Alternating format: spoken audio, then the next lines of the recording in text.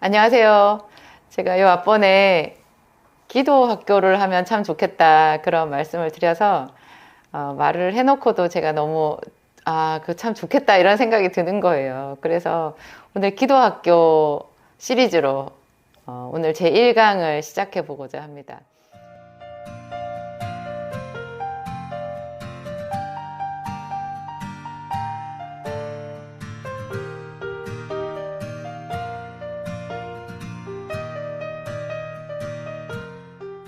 기도학교 무슨 내용을 이야기를 할까 제가 하나님께 여쭤보고 또 저도 생각해보고 했는데, 제가 맨 처음에 기도를 시작했을 때 기도에 대해서 너무 목마르고 기도를 해야 되겠다, 어떻게 해야지 그렇게 생각했을 때를 되짚어서 곰곰이 이렇게 떠올려 보니까 너무너무 제가 설레는 거예요.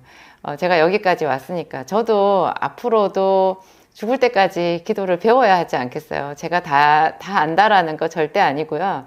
여러분들 중에서 저보다 더 기도의 어떤 수준이 높으신 분들도 있을 거예요.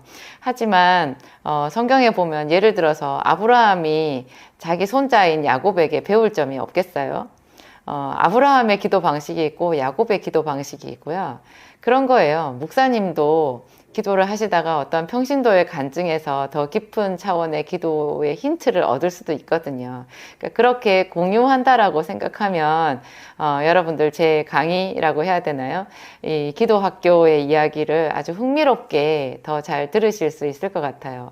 그리고 제가 이 강의 끝머리에는 항상 기도로 마무리를 해보겠습니다. 여러분과 함께 눈을 감고 하나님께 이 시간을 올려드리고 기도로 마무리를 하는 그것조차도 기도학교의 어떤 실습이라는 생각도 들고요. 하여튼 그렇습니다. 오늘 1강에서 제가 기도의 처음 시작, 가장 기초, 이야기의 출발은 어디서 할까 그랬더니, 여러분 맨 처음 기도의 시작을 어떻게 하세요? 그것은요, 우리가 초등학교 때 배웠던 편지 형식과 비슷해요. 편지 형식을 국어 시간에 배웠잖아요. 맨 처음에 누구의 이름을 부르죠. 누구의. 영어로 편지를 쓸 때는 Dear 누구 이렇게 하잖아요. 그죠? Dear Ann, 그렇죠. Dear David 이렇게 하면은 누구 데이빗에게, 앤에게 그렇죠. 그 마찬가지로 우리가 하나님께 올려드리는 이야기거든요. 그럴 때 맨 처음에 할 거, 그리고 어떻게 보면 사실 전부라고 해도 돼요. 본론이라는 게 없어도 돼요. 그냥 처음부터 끝까지 채워도 되는 게 이 이름이에요. 무슨 뜻이겠어요? 그러니까 하나님의 이름을 부르는 거예요. 우리가 이름만 잘 불러도요, 하나님의 이름만 잘 불러도 그 기도는 끝난 기도예요. 하나님의 이름을 성경에서 누가 많이 부른 게 여러분 떠오르세요? 하나님의 이름을 저는 여리고성에 있었던 그 바디메오라고 하는 거지가 생각나더라고요. 소경 거지 바디메오는 날 때부터 소경이었잖아요. 그래서 이름도 없어요. 그 사람 이름은 바디메오인데 그게 정식 이름이 아니고요. 그냥 디메오의 아들이란 뜻이래요. 바디메오잖아요. 바디메오. 디메오의 아들. 그 사람은 이름도 없이 그냥 아버지의 아들이라는 뜻밖에 아니잖아요. 그런데 이 사람이 그 옛날에는 장애인 복지도 없었고, 그렇죠. 가난했을 거고. 그래서 할 수 있는 일이 아무것도 없어서 여리고성 한켠에서 국어를 했어요. 그래서 거지였던 거죠. 그런데 이 사람이 나사렛 예수에 대한 소문을 들었죠. 근데 그 나사렛 예수는 자기 같은 소경의 눈을 뜨게 한다는 거예요. 바디메오는 너무너무 깜짝 놀랐어요. 본래 이스라엘의 역사에는 기사와 이적이 많이 있었거든요. 하나님의 백성이었으니까. 하나님이 홍해수도 갈랐죠. 요단강도 갈랐죠. 또 40년 동안 광야에서 만나를 내려서 먹게 했죠. 또 엘리사나 엘리야 때는 병자들도 많이 치료하고 죽은 사람도 살렸잖아요. 그래서 참 그런 진짜 우리가 상상할 수도 없는 그런 기적인 그런 이야기들이 전해 내려오는 것들이 참 많았는데, 자기 같은 나면서부터 소경된 자를 눈을 뜨게 한 기적은 없는 거예요. 없어요. 그리고 하나님의 말씀에 소경의 눈을 뜨게 하는 자가 메시아라고 그랬어요. 언젠가 안진뱅이를 일으키고 귀머거리를 듣게 하고 소경의 눈을 뜨게 할 자가 있는데 그 사람이 하나님이 보낸 자 메시아다. 그런 이야기만 있었거든요. 메시아가 언제 올 줄을 알겠어요. 그래서 바디메오는 포기하고 살았을 거예요. 그런데 이 사람이 나사렛 예수에 대한 소문을 들었는데 그 사람은 자기처럼 소경의 눈을 뜨게 한다는 거예요. 메시아겠죠. 그리고 그분이 다윗의 자손이라는 거예요. 다윗의 자손이라는 말이 메시아라는 뜻이에요. 메시아, 다윗의 자손 예수요. 그래서 소경 거지는 기다렸겠죠. 자기는 이제 거지고 소경이니까 예수님이 어디 계신 줄 알고 찾아가겠어요. 그래서 그냥 맨날 거지로 그냥 자기 그 영역을 벗어날 수가 없었는데 어느 날 여리고성에 예수님이 지나가시는 거예요. 주변이 너무 시끄러워서 물어봤겠죠. 그랬더니 나사렛 예수가 지나가신다 한 거예요. 그 순간에 바디메오는 생각할 것도 없었어요. 그냥 거기서 있는 힘껏, 이 사람은 벙어리는 아니었거든요. 있는 힘껏 다윗의 자손 예수여 나를 불쌍히 여기소서 했어요.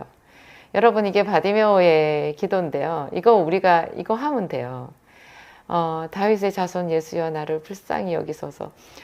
저 요새 아침에 좀 6시 조금 전에 일어나가지고 그냥 눈만 닦고 대충 옷 걸쳐 입고 5분 거리에 있는 교회로 찬바람 쐬면서 걸어가는데요. 그 길 가면서 이 기도 따라해요. 하나님 다윗의 자손 예수여. 예수의 이름을 부르는 거예요. 하나님의 아들 예수여. 이렇게 해도 돼요. 다윗의 자손 예수여. 이 말은 메시아 예수를 말을 하거든요. 하나님의 아들이라는 뜻이에요. 그 말 안에는 많은 뜻이 내포되어 있어요. 그리고 나를 불쌍히 여기소서 이렇게 했잖아요. 이 나를 불쌍히 여기소서라는 이 말 안에 자기가 죄인이고 당신은 거룩한 자고 당신께서 한 말씀만 하시면 나는 나을 수 있다라는 이런 믿음까지 그 속에 다 함축되어 있는 거예요. 그래서 바디메오는 다윗의 자손 예수여 나를 불쌍히 여기소서 그것만 고래고래 소리를 질렀는데 예수님께 고침을 받았어요. 예수님이 그를 오라 하라 이랬잖아요. 오라, 야 너를 부르신다, 너를 오라 그러시네. 그러니까 바디메오는 겉옷을 벗어 던지고 쫓아갔어요. 세상에 겉옷을 벗는다라는 거, 쫓아간다는 거 이 두 가지가 다 어렵거든요. 겉옷은 왜 어렵냐? 그 겉옷이 거지로서 구걸할 수 있는 그 로마에서 준 면허 같은 거거든요. 그리고 거지에게 이 겉옷은 단지 옷이 아니라 이불이기도 해요. 자기의 전 재산이기도 한 거예요. 그런데 이 사람은 그냥 예수님께서 자기를 부름과 동시에 나의 이 문제는 단번에 해결되었다. 내가 더 이상 구걸하지도 않아도 된다라는 거를 그냥 믿어버린 거죠. 그래서 그 겉옷을 벗어서 던져버리고 눈도 보이지 않는 사람이 뛰어갔어요. 이런 믿음은 흔치 않죠. 다윗의 자손 예수여 나를 불쌍히 여기소서. 여러분은 하나님의 이름을 어떻게 부르실 수 있어요? 예수님은 우리에게 주기도문을 가르쳐 주시면서 하늘에 계신 우리 아버지여 이렇게 말했었어요. 이것도 이름을 부르는 거잖아요. 하늘에 계신 우리 아버지여. 하늘에 계신 우리 아버지여. 하늘에 계신 우리 아버지요. 이렇게만 계속 불러도 여러분 이게 기도거든요. 그리고 이거를 하면 이렇게 부르면서 여러분의 소원을 하나님께 아뢰어 드리는 거예요. 그때 소원을 아뢰어 드릴 때 그 우리의 어조가 굉장히 겸손해야 되죠. 우리가 죄인이라는 거를 기본적으로 인정하면서 그 기도를 하는 거예요. 예를 들어서 이런 것도 있어요. 나는 내가 죄인이라는 것을 잘 모르겠다. 하나님이 거룩하시다라는 거는 알겠는데 내가 죄인이라는 건 잘 모르겠다. 이런 생각이 드는 분들은요. 제가 예전에 들었던 간증을 한번 들려드릴게요. 어떤 분이 이렇게, 그분 아마 목사님이셨던 것 같은데 이렇게 얘기하셨어요. 자기가 처음 이제 예수님을 믿게 됐을 때 아무리 해도 그 예수님이 믿어지지가 않더라는 거예요. 하나님이 믿어지지가 않더래요. 근데 이분이 어떻게 해서 한 번에 하나님을 알게 되었냐. 자기가 이렇게 기도했대요. 하나님이 살아계시면 제가 무슨 죄를 지었는지 제 죄를 보여주세요. 이렇게 말했대요. 참 당돌하죠. 정말 당돌하죠. 저의 죄를 보여주세요. 그런 거예요. 내가 왜 죄인인지 저에게 말해주세요. 그거를 한 며칠을 계속 기도를 한 거예요. 그랬더니 세상에 이분에게 하나님이 보여주셨다라는 거죠. 그날 이후로요, 자기는 정말 자기가 죄인이라는 걸 알게 되었고, 하나님이 거룩하시다라는 걸 알게 되었고, 신실한 신앙인으로 첫 발을 띄게 되었다라는 거 아닙니까? 그러니까, 우리가 죄인인 나의 신분을 알고, 거룩하신 하나님을 알면서 그분의 이름을 부른다라는 것. 바디메오는 다윗의 자손 예수여. 그러면은 메시아이신 예수여. 우리의 구원자이신 예수여. 이렇게 불렀는데요. 우리는 또 주기도문에 나와 있는 것처럼 거룩하신 하나님, 하늘에 계신 우리 아버지여. 이렇게 부를 수도 있고요. 또 많은 것에 그 앞에 이름을 붙일 수 있어요. 내가 질병의 치료를 원하면 혈루증 여인을 고쳐주신 예수님, 병자를 치료하신 예수님, 아픈 사람들을 치료하기 위하여 이 땅에 오신 예수님, 그 예수 그리스도의 아버지 하나님, 이렇게 불러도 돼요. 내가 어떤 문제가 있어서 너무 마음이 괴롭고 힘들면 너희에게 평강이 있을지어다, 이렇게 말씀하신 하나님, 이것을 계속 불러도 돼요. 하나님, 우리에게 평강을 주신다고 하셨죠. 하나님, 저에게 평강을 주세요. 하나님, 저에게 평강을 주세요. 하나님은 평강의 하나님이 아니십니까? 선하신 하나님, 저에게 오셔서 평강을 주시옵소서. 이렇게 기도해도 돼요. 제가 또 한 가지 여러분들한테 팁으로 말씀드리면요. 어떤 분들은 자주 오해를 하시는 게, 같은 말을 반복해서 하나님 앞에 기도하는 것이, 성경에 예수님께서 중언부언하면서 기도하지 말아라. 너희 천부께서는 너희가 구하기 전에 너희에게 있어야 할 것을 다 아시느니라, 이렇게 말한 구절을 예를 들어서요, 같은 말을 반복해서 기도하면 안 된다고 알고 계시는 분들이 있어요. 그렇지만 여러분, 그 중언부언하지 말라는 뜻은 그 뜻이 아니에요. 중언부언이라는 말 뜻은 같은 말을 반복한다라는 뜻이 아니고요, 그냥 무슨 말인지 자기도 잘 모르는, 분명하지 못한 그런 말을 둘러 하는 것을 말해요. 우리도 왜 사람과 사람 사이에 어떤 대화를 할 때, 쟤 지금 무슨 소리 하는 거야? 너 지금 나한테 무슨 말을 하고 싶은 거야? 단도직입적으로 말해봐. 이렇게 얘기할 때 있지 않아요?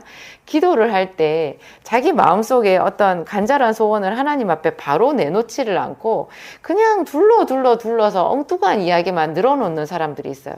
그것이 어떤 자기의 의의일 수도 있어요. 자기는 너무너무 의로운 사람인 거죠. 그래서 자기 자신의 어떤 복을 구하지 않고, 자기 자신의 필요를 구하지 않고, 나라와 민족을 위해서, 뭐 어디서 핍박받고 고통받는 어떤 사람들을 위해서, 뭐 이 땅의 정의를 위해서, 막 이런 기도들을 막 쭉 늘어놓게 되면 그게 중언부언하는 기도가 되는 거예요. 진심이 실리지 않고 남들 보기에 어떤 하나님 앞에서 어떤 거칠애가 되는 그런 기도를 중언부언이라고 하거든요. 근데 사람들이 이 말을 오해를 해서 같은 말을 반복하면 안 된다, 이렇게 생각하시는 거예요. 제가 얼마 전에 돌아가신 조용기 목사님 그 간증 영상을 본 적이 있는데요. 조용기 목사님이 40년 동안 장염을 앓으셨대요. 장이 항상 약해서, 예전에 이분이 그 아주 젊었을 때 그 폐결핵을 심하게 앓아가지고 또 그때 수술도 받고 뭐 이렇게 하셔서 항생제를 많이 써서 장이 상했다, 뭐 이렇게 얘기를 하시더라고요. 어찌된 영문인지 자기는 부산 사람이라 해물을 좋아하는데, 뭐 해물은 굴 한 젓가락만 먹어도 그냥 계속 화장실 가야 되고 배가 아파서 살 수가 없고 그랬다는 거죠. 자기가 이제 그 조용기 목사님이 많은 그 신유의 은사가 있으셨잖아요. 정말 많은 병자들을 치료하셨는데 정작 당신 자신은 이 장염을 40년 동안 달고 있었다라는 거예요. 근데 어느 날 하나님이 목사님한테 말씀하셨대요. 너 왜 네 장염을 위해서는 기도하지 않냐? 그래서 아니 하나님, 제가 40년 동안 기도했잖아요. 그런데 하나님이 안 고쳐주셨잖아요. 그렇게 말하니까 하나님께서 너 그렇게 이슬비처럼 기도하니까 그렇지, 그랬대요. 이 조 목사님은 이렇게 말씀하신 거예요. 저는 이게 저의 육체의 가시인 줄 알았습니다. 사도 바울도 육체의 가시가 있다고 그래서 나도 육체의 가시가 있나 보다. 그래서 이게 장염이 나한테 가시인가 보다 이랬더니 하나님께서 너 삼층천까지 갔다 왔냐? 높은 하늘, 정말 천국을 3층 천이라고 하거든요. 4차원의 영적인 세계인 거죠. 거기까지 사도 바울은 갔다 온 사람이었거든요. 그래서 그 계시, 하나님께서 주신 계시가 너무 커서 하나님께서 겸손하게 하려고 육체의 가시를 주셨다 이렇게 말했는데, 조용기 목사님한테 하나님이 너 삼층천까지 갔다 왔냐? 아닌데요, 저는 못 가봤습니다. 그러면 그게 육체의 가시가 아니지.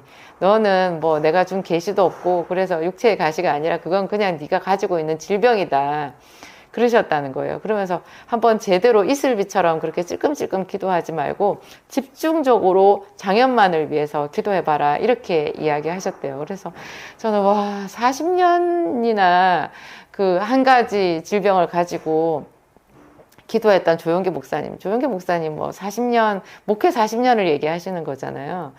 뭐 40년 동안 기도를 하셨을 텐데 그분이 40년이 지난 다음에도 하나님께 새로운 차원의 기도를 배우셨다는 얘기잖아요.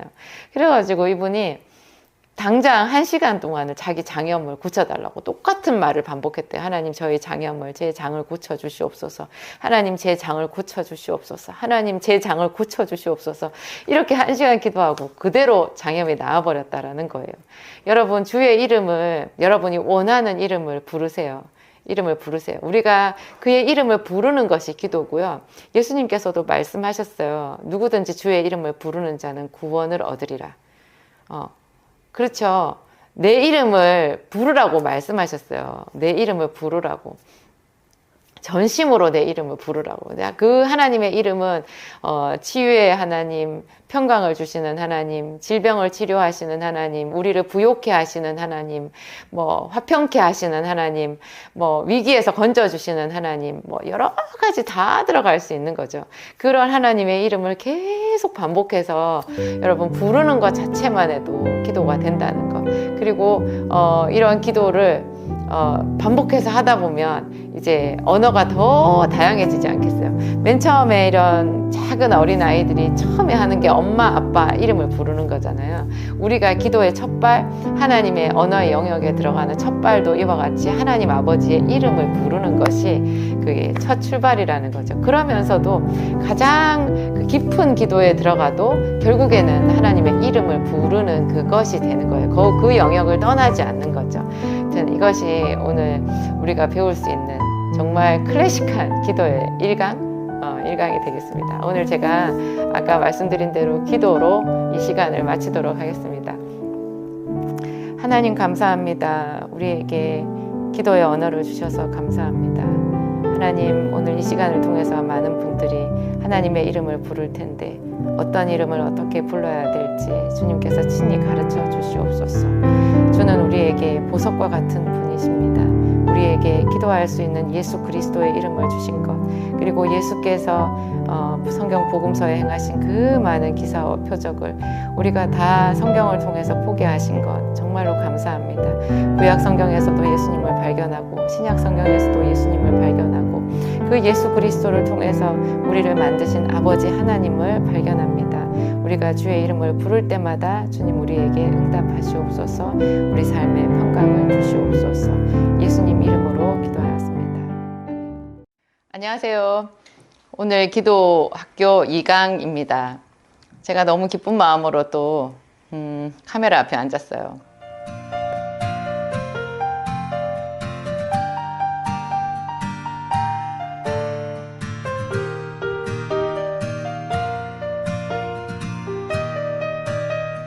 여러분들을 유튜브를 통해서 만난다는 거 정말 하나님의 선물인 것 같아요.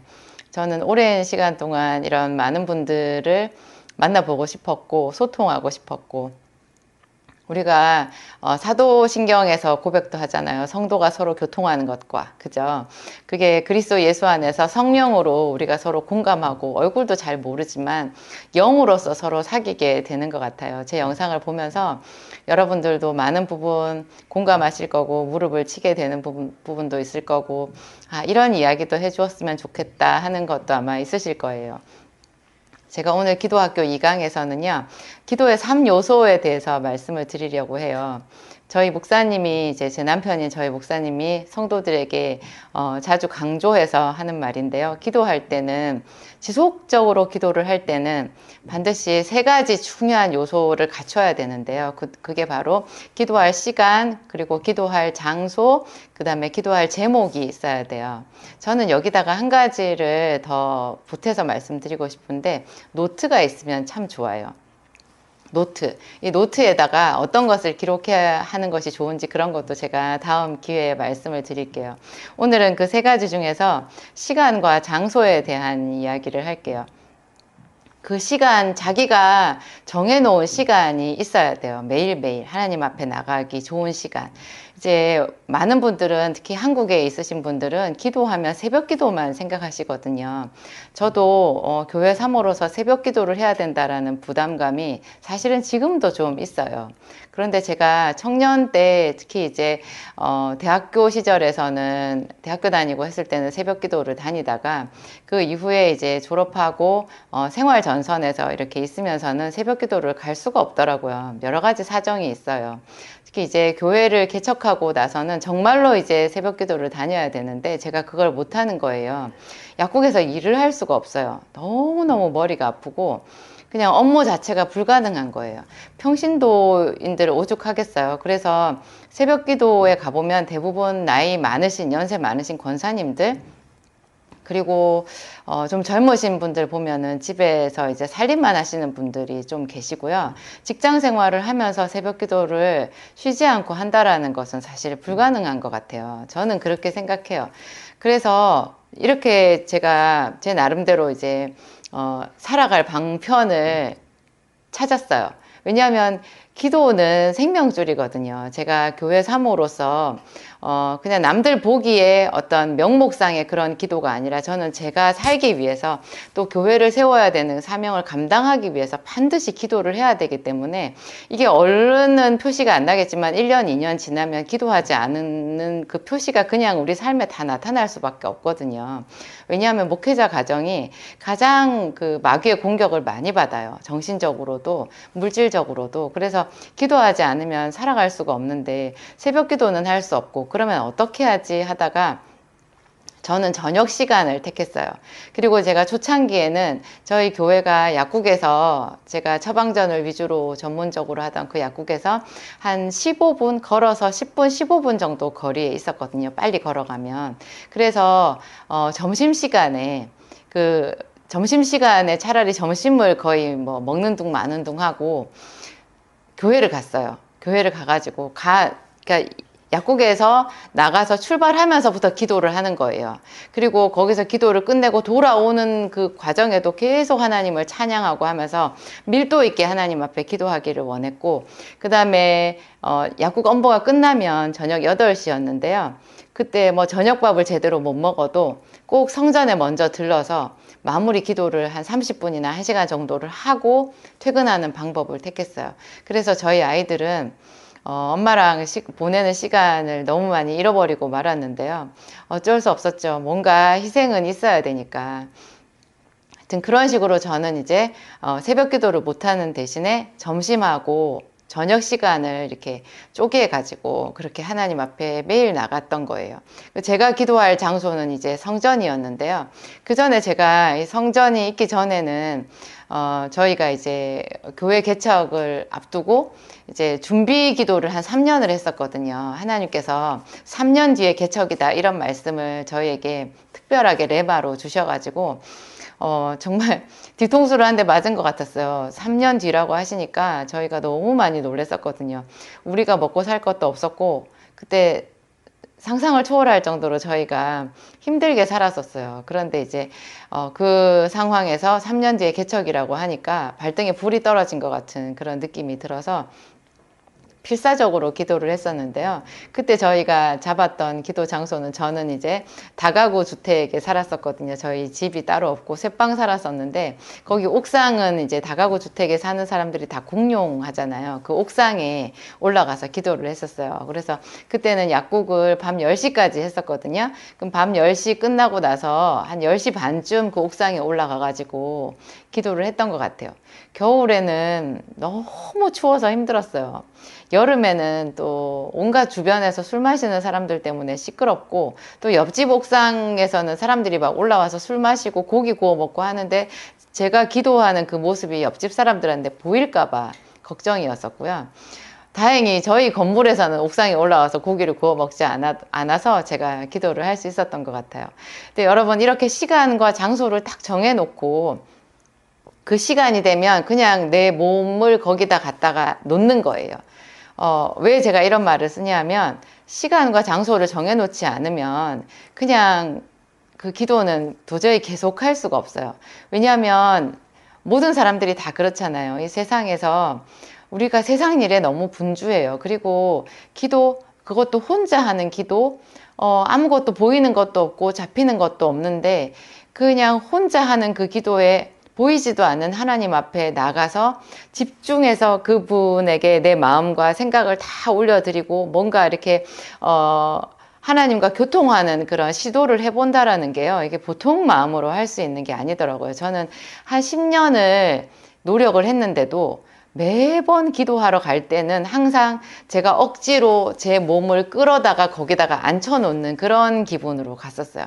15년을 해도 그랬던 것 같아요. 지금은 20년이 훨씬 넘었으니까, 뭐, 20년이 훨씬 넘었죠. 제가 몇 년인지 잘 모르겠는데, 한 25년 더 넘은 것 같아요. 이 정도 되니까 이제는 너무너무 자연스럽죠.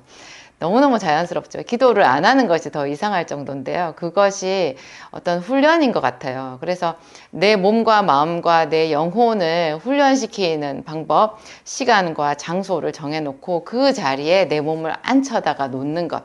그러면서 딱 앉혀 놓았을 때 내 입에서 그 기도 제목이 탁 나와야 되잖아요. 그 기도 제목이 간절할수록 제가 첫 번째 시간에 말씀드린 하나님의 이름도 그냥 속에서 터져 나오거든요. 이 기도 제목이 없으면 나를 거기다 앉혀놔도 제대로 뭘 어떻게 시작을 해야 될지 상상이 잘 안 돼요. 상상이 잘 안 돼요.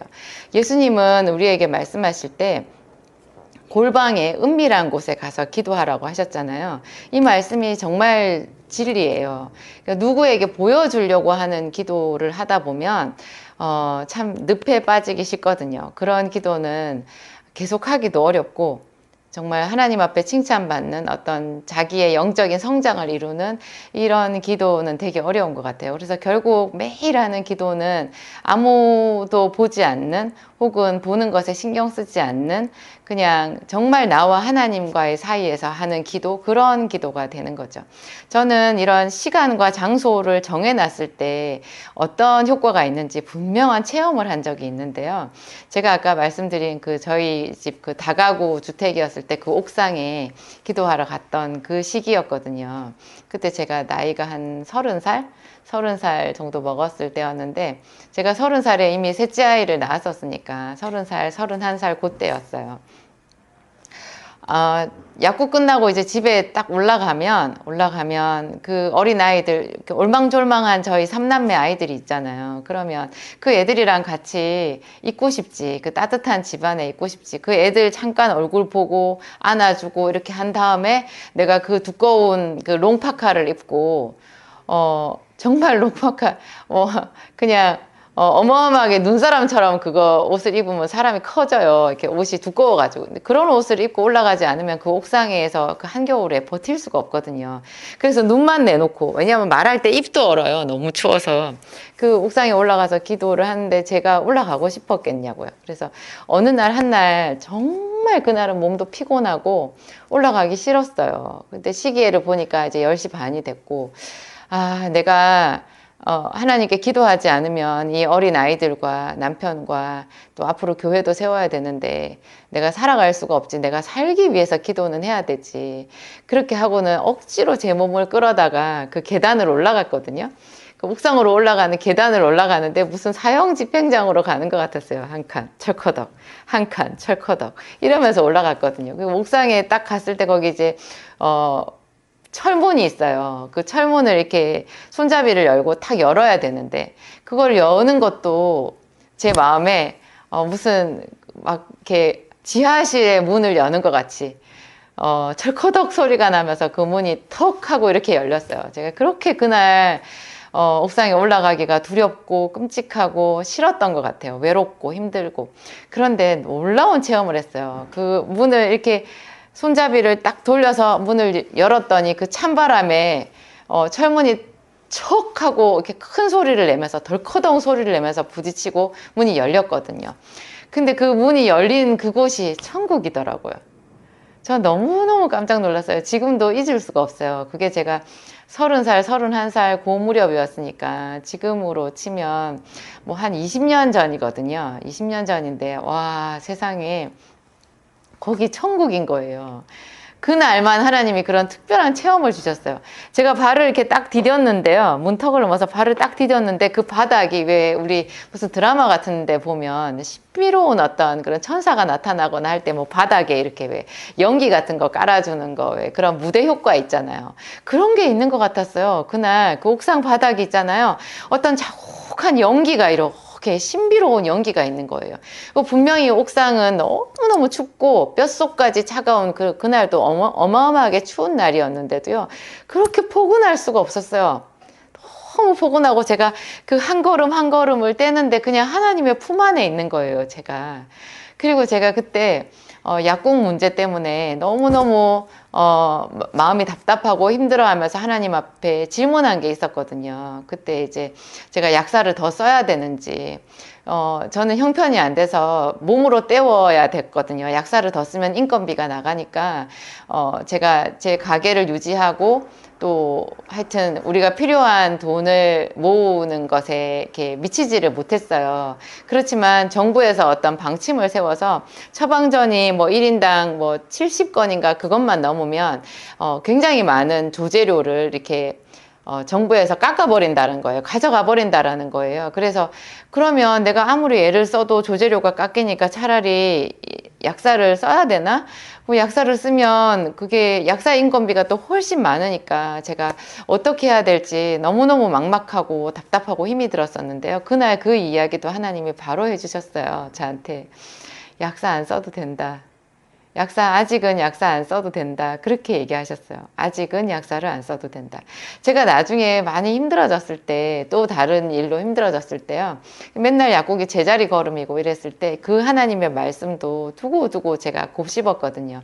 아직은 약사를 안 써도 된다. 이러셨으니까 언젠가 약사를 써야 될 때가 온다. 약사를 써야 될 만큼 네 약국이 커져 있을 때가 온다. 그런 뜻이잖아요. 그래서 제가 약국이 많이 어렵고 힘들고 내가 왜 이렇게 오랫동안 일을 해도 맨날 약국은 제자리 걸음이고 월말에 결제를 해줄 때마다 돈이 없어가지고 전전긍긍해야 되나, 왜 나는 아무리 애를 써도 이 사업이 확장되지를 않고 접을 수도 없고 이렇게 밑도 끝도 없이 끝없이 가야 되는 것일까, 이런 생각에 제가 위축될 때마다 그때 그 말씀을 떠올렸어요. 아직은 약사를 쓸 때가 아니다. 그러면 언젠가 나도 점프할 때가 온다는 뜻이겠구나, 이런 생각을 했었거든요. 그러니까 그날 그 시간에 제가 옥상 문을 딱 열었을 때요, 제 말씀의 뜻이 그거예요. 하나님이 그 자리에 먼저 기다리고 계시더라고요.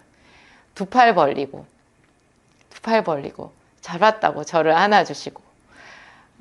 그때 그 경험은 정말 잊을 수가 없어요. 그런데요, 저처럼 이런 체험을 하신 분이 많이 있어요. 그 중에 제가 한 분, 우리 기독교 역사에 유명한, 아마 제 기억에는 요한 웨슬레인 것 같은데요. 그 감리교 창시자인 분 있잖아요. 그분이 평생 기도하신 분으로 정평이 나 있거든요.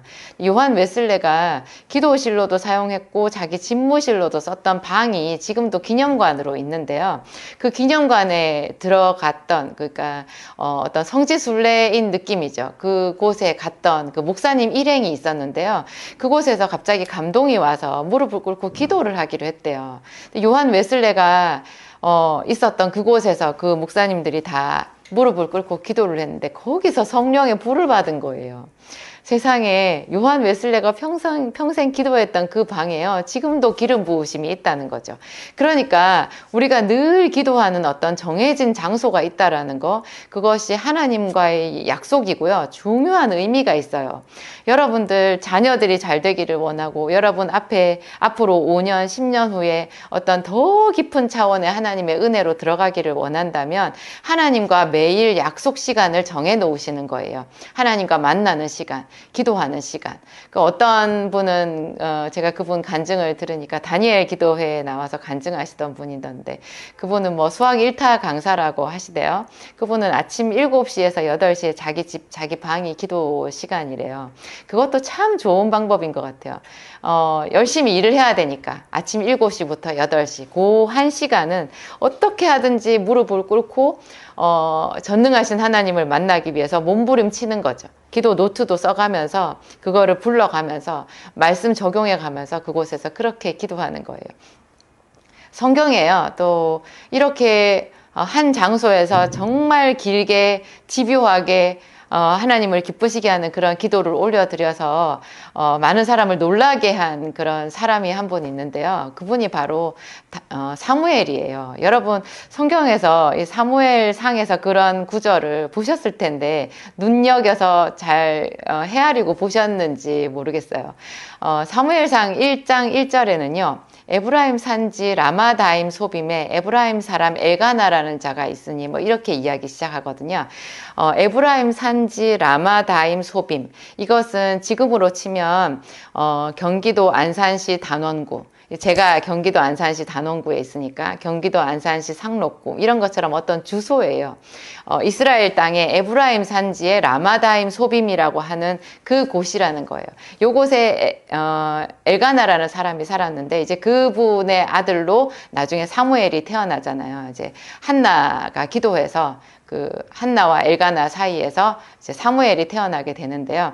이 사무엘을 이제 그 어머니 한나가 하나님께 서원해서 낳았고 하나님의 이제 그 장막에 드렸잖아요. 근데 나중에 이제 이 사무엘이 자기가 있었던 그 하나님의 장막 그 장막이 이제 그곳에 그 하나님의 장막이 이제 문을 닫게 되고 자기 고향으로 결국 돌아오게 되거든요. 이 사무엘이 나중에 자기 고향으로 제사장 엘리의 집안이 무너지면서 그때 하나님의 장막도 성막도 다 무너지고 하면서 결국 사무엘도 자기 고향으로 돌아오게 되는데요. 그때 고향으로 돌아온 장면이 돌아와서 어떻게 살았는지 하는 장면을 우리가 사무엘상 19장에서 알 수 있어요.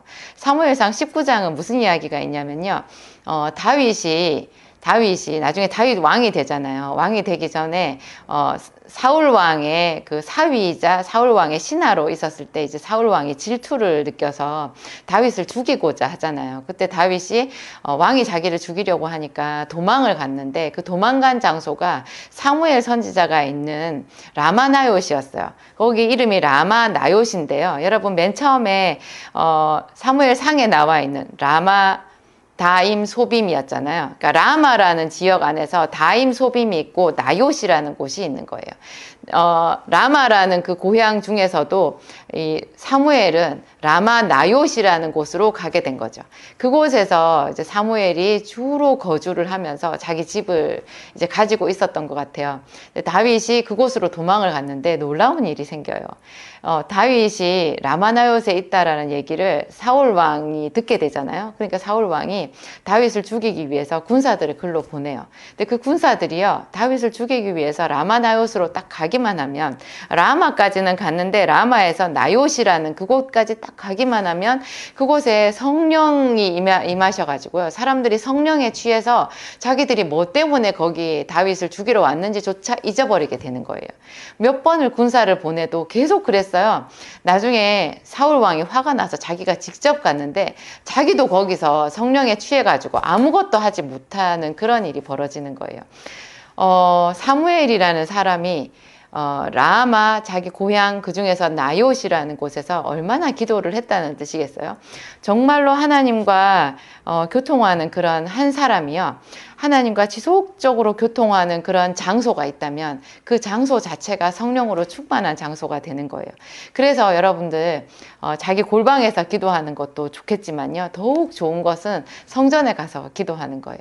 성전에는 나만 기도하는 게 아니라 다른 사람들도 오기 때문에 여러분 그 성전이 늘 개방되어 있다면 제일 좋고요.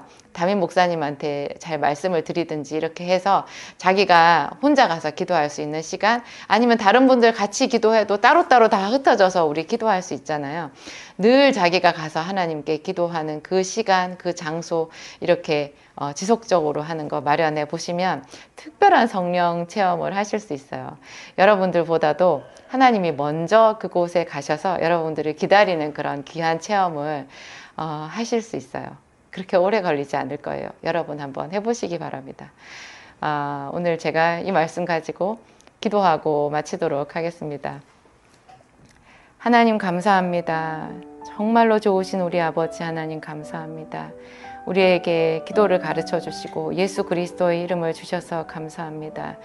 골방에 들어가서 은밀한 중에 내 아버지께 기도하라고 말씀하신 하나님, 우리 모든 형제 자매들, 우리 성도님들이 그렇게 지속적으로 하나님과 동행하며 하나님의 음성을 들으며 더 깊은 차원의 기도로 나아가기를 소원합니다.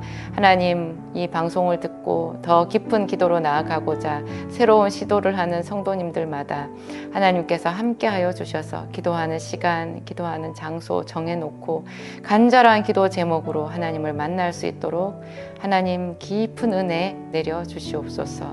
예수님 이름으로 기도하였습니다. 안녕하세요. 오늘 기도학교 또 강의 시작합니다.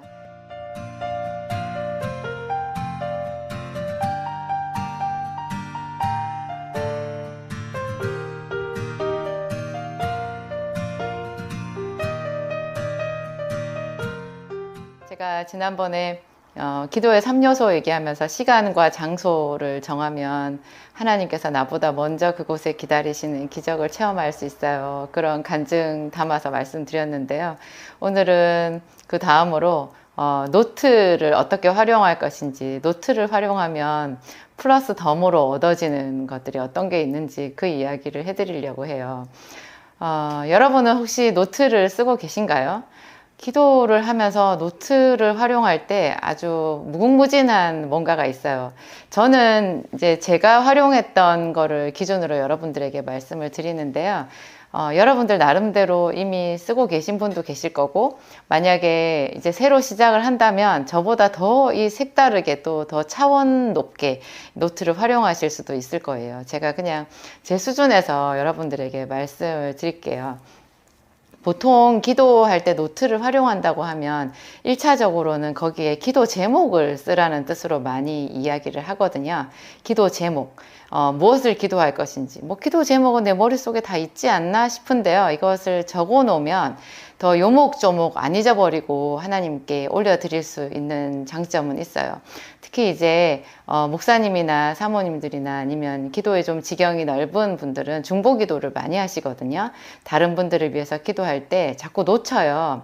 그래서 그런 거를 이렇게 써놓고 깊은 기도에 들어간 다음에 마지막 막바지에 이제 그런 사람들 한마디씩 이렇게 올려드릴 때 이런 기도 노트에 써놓고 하면 참 유익한 점이 많이 있죠. 또 다르게 이제 기도 제목을 쓰는 외에 또 이 노트를 활용하는 방법은요, 거기다가 자기 심경을 쓰는 거예요. 자기 심경을. 그래서 쓰다 보면 있잖아요. 약간 일기처럼 돼요. 일기처럼. 내 솔직한 심정을 거기다가 쓰는 거예요. 그 당시에 이제 날짜 쓰고 그렇게 하면서 그 당시에 내게 있었던 사건, 내 주변에 어떤 일이 있었는지, 내가 뭐 때문에 힘든지, 또 기쁜지 이런 것들을 이렇게 쭉 써놓는 거예요. 쓰면서 맨 끝에는 꼭 기도로 마무리가 되더라고요. 이게 매일 쓰지는 않는데요. 이런 거를 주에 한 번씩이나 한 달에 한 두세 번씩만 써도요, 이것이 나중에 훌륭한 기도 노트가 돼요. 그래서 제가 한 1년 전이나 많게는 한 10년 전, 20년 전에 썼던 그런 노트들을 있잖아요. 짐 정리할 때 가끔 나오거든요. 그런 노트를 이렇게 펼쳐보면은 내가 이때 이랬구나. 그 당시에 이런 마음으로 기도를 했는데 하나님께서 이렇게 응답해 주셨구나. 그래서 제 마음이 되게 깊어지고요. 그 노트를 써가는 그 과정에서 내가 옛날 노트를 들춰보지 않아도 쓰면서 그냥 혼자서 막 말로만 이렇게 기도하는 것보다도 매일매일 이렇게 아이의 언어가 좀 풍성해지는 것 같이 하나님께 올려드리는 내 말이 풍성해질 수가 있어요. 이렇게 자기 모습도 좀 더 깊이 있게 자기 자신을 성찰하면서 이렇게 기도를 올려드리는 그런 장점이 있거든요. 보통 정신과 상담을 할 때요, 정신과 선생님들이 말을 많이 시킨다고 하거든요. 저는 정신과 상담을 받아본 적은 없지만 유명한 정신과 선생님들이 쓴 책을 이렇게 보면 그분들이 하는 그 상담 기법이 있더라고요. 그럴 때 그 환자의 말을 이렇게 환자가 말을 많이 하게끔 유도를 하시더라고요. 그러면 처음에는 환자가 말을 아예 안 하든지 아니면 말을 해도 두서가 없거든요. 그래서 자기 너무 괴롭고 고통스럽고 힘들고 뒤죽박죽이 된 그런 감정을 막 쏟아 놓는데요. 그거를 의사 선생님이 이렇게 잘 리더를 해 가시는 거예요. 그래서 자기 감정을 스스로 분석하고 정리하고, 그래서 차분하게 자기를 좀 더 객관적으로 바라볼 수 있게끔 그렇게 해주시더라고요. 우리가 그렇게 좋은 의사 선생님을 언제 어디서 찾아가서 상담을 받겠어요. 자기가 자기 심경을 이렇게 노트에 쓰게 되면요, 그런 좋은 의사 선생님을 보는 것보다 좀 더 비밀스럽고 인격적인 자가치유가 될 수가 있어요. 그래서 하나님께 내 말을 올려드릴 때도요, 그냥 애기처럼 떼쓰고 말하지 않고 좀 더 성숙하게 하나님과 대화가 되는 그런 상태로 순화되는 능력이 있어요. 한번 해보세요, 여러분. 이거 너무 좋은 것 같아요. 기도식으로 노트를 쓰기도 하고, 일기식으로 쓰기도 하고, 근데 일기식으로 써도 그 끝부분은 결국 기도로 마무리가 된다라는 거. 두서없이 막 쓰다 보면, 내 고통의 원인이 어디에 있는지, 거기다가 어떤 이름을 붙일 수 있는지 이런 것들이 정리가 되고요. 훨씬 더 심도 있게 하나님 앞에 내 마음을 아뢰어 드릴 수가 있어서, 그래서 참 좋은 점이 있어요. 그 다음에 또 중요한 건, 이제 지금까지는 제가 기도 제목, 그 다음에 자기의 심경, 주로 이제 내 이야기잖아요. 내 필요를 쓰는 건데, 두 번째는 정 다른 측면으로요, 하나님의 말씀을 거기다가 쓸 수가 있어요. 하나님의 말씀도 두 가지로 분류를 할 수 있는데요. 우선은 암송을 위한 말씀이 있어요. 암송. 여러분 있잖아요. 제가 기도는 마치 외국어를 하는 것하고 비슷하다, 이런 말씀을 드렸죠. 여러분 학교 다닐 때 영어 공부 어떻게 하셨어요? 처음에는 단어를 하나씩 외우잖아요. 단어를. 나중에 이제 1년, 2년 지나가면요, 공부 좀 잘하는 아이들은 문장을 통째로 다 외우거든요. 그래서 왜 중학교 1, 2, 3학년 옛날에 저희 때는 중학교 1, 2, 3학년 교과서 그거를 통째로 다 외워버리게 하는 그런 학습법이 있었어요. 뭐 거기까지는 아니더라도 보통 이제 영어 회화 이런 거를 할 때 보면 통 문장을 외워가지고 그런 문장을 왜 이렇게 활용하게끔 하다 보면 이렇게 갑자기 말하는 수준이 확 올라가는 그런 게 있거든요. 그런 식으로 하는 게요, 성경 암송이에요, 여러분. 그러니까 기도할 때 활용할 수 있는 그런 암송을 위한 말씀을 써놓는 거예요. 암송만 해도 기도가 되는 그런 문장이 있는데요. 그게 대표적인 게 시편이에요. 시편 자체가 이게 어떻게 하나님의 말씀인 성경에 기록이 되어 있을까 할 정도로 그건 사람의 기도잖아요. 사람의 기도인데 우리가 또 성경 말씀 봅시다 하면서 시편 보지 않나요? 사람의 말이고 사람의 기도인데 그것이 하나님께서 주시는 계시의 말씀과 같은 레벨로 성경 안에 66권 중에 한 권으로 들어가 있잖아요. 여러분, 이 성경 중에서 시편을 암송만 해도 그게 기도가 돼요.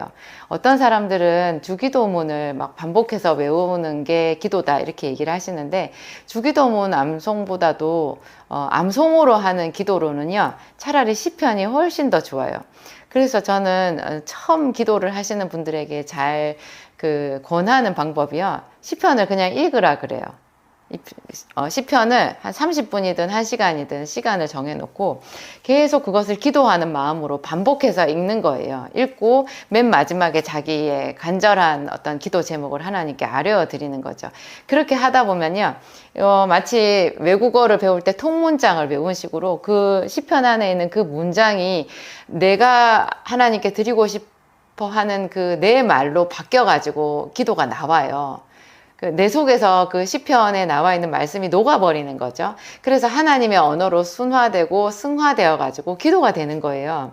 그래서 시편을 그렇게 많이 활용을 하는데, 저는 시편 중에서 여러분 23편은 거의 다 아시죠? 여호와는 나의 목자시니, 그것도 있고요. 저는 예전에 시편 20편으로 하나님께 응답을 받은 적이 있어요. 시편 20편, 와, 이 성경에 이런 말씀이 있어? 와, 이런 약속이 있어? 시편 20편은요 완전 하나님께 특별한, 정말 말할 수 없는 응답을 받은 자의 그 축복 내용이 그 안에 꽉꽉 차 있는데요, 처음부터 끝까지. 와, 이거를 응답으로 받으면 어떻게 되는 거야, 그런 생각이 들 정도로 제가 그때 정신이 혼미할 정도로 충격을 그 말씀을 받았었는데요. 그때가 언젠지 아세요, 여러분? 제가 사법시험 1차 시험 합격했을 때 그 합격한 그 달에 하나님께서 그 말씀 주셨어요. 사실은 제가 1차 시험이었지만 합격자 명단에 제 이름이 없어서 전 떨어졌었거든요. 그랬는데 합격자 발표가 본래 3월인가 4월 초에 있었어요. 그런데 저는 거기에 1점 차인가 2점 차로 떨어져가지고 불합격 되었었는데요. 그해 10월에 정말 유례가 없는 추가 합격 발표가 난 거예요. 무슨 어떤 한 문제, 3점짜리 문제가 행정소송에 들어가가지고 행정심판을 누가 신청해가지고 거기서 이긴 거예요. 그 문제 오류가 인정이 됐어요. 그래서 저도 그 문제 때문에 1점, 2점 차이로 떨어졌잖아요. 제가 구제를 받은 거예요. 그래서 10월 달에 사법시험 2차 합격자 명단이 발표될 때 저까지 덤으로 1차 추가 합격자 이렇게 명단이 발표됐는데 그 달에 하나님께서 10월 1일부터 주신 말씀이 시편 20편이었어요. 시편 20편. 상상할 수 없는 그 말씀. 여러분들도 한번 찾아보세요. 제가 여러분들에게 더 궁금증을 드리고 싶어요. 시편 20편이 뭐였길래 저 진약사가 저렇게 지금도 눈이 동글동글 해가지고 저렇게 말하나. 여러분도 한번 찾아보세요. 저는 요즘에도 그 시편 20편 묵상하면서 이렇게 입으로 되뇌면서 그 하나님이 이렇게까지 자기 백성에게 자기를 사랑하고 자기의 이름을 구하는 자에게 좋은 것 아낌없이 빈틈없이 채워주시기를 원하시는구나 그 생각하면서 감탄하고 그 말씀 이렇게 암송하거든요. 여러분들 이런 말씀을 암송해서 기도 시간에 계속 반복해서 하나님께 올려드리는 그것도 기도예요. 그래서 암송을 위한 말씀. 또 저는 예레미야 애가를 굉장히 좋아하는데요. 예레미야 애가는 몇 장 되지는 않지만 예레미야 서랑 다르게 예레미야 애가는 지금 5장까지 있는데 이거는 처음부터 끝까지 예레미야의 기도 노트라고 보면 돼요. 예레미야의 기도 기록이에요. 그냥 처음부터 끝까지 예레미야가 탄식하면서 하나님의 긍휼을 구하면서 중보기도 하면서 그렇게 써놓은 기도거든요. 근데 그 기도 중에 제가 이렇게 줄을 쳐놨는데요. 내 고초와 재난 곧 쑥과 담즙을 기억하소서. 내 심령이 그것을 기억하고 낙심이 되오나 중심에 회상한즉 오히려 소망이 있사오면 여호와의 자비와 긍휼이 무궁하심으로 우리가 진멸되지 아니함이니이다. 너무 좋지 않으세요, 여러분? 내 고초와 담즙, 곧 쑥과 담즙을 기억하소서. 내 고초와 재난, 곧 쑥과 담즙을 기억하소서. 여호와의 자비와 긍휼이 무궁하심으로 우리가 이렇게 고통을 당하는 중에도 아주 망하지는 않아서 소망이 있다. 그런 이야기를 하고 있거든요. 그리고 요 뒤에는 보면 그래요. 사람이 여호와의 구원을 바라고 잠잠히 기다림이 좋도다. 사람이 젊었을 때 멍에를 매는 것이 좋으니 혼자 앉아서 잠잠할 것은 주께서 그것을 메우셨음이라. 주께서 인생으로 고생하며 근심하게 하심이 본심이 아니로다. 이런 거 있잖아요.